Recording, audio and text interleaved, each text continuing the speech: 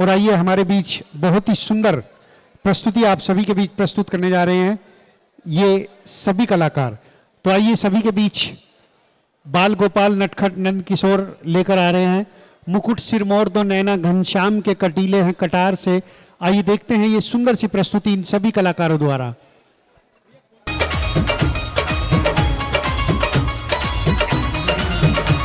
भाई सभी लोग जोरदार तालियों से स्वागत कर दीजिए।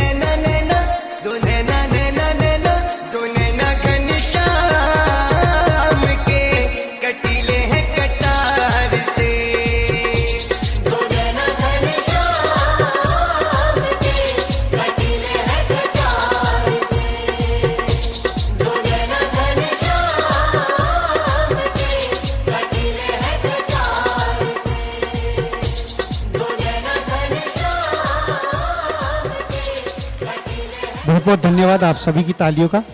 बोल बांके बिहारी लाल की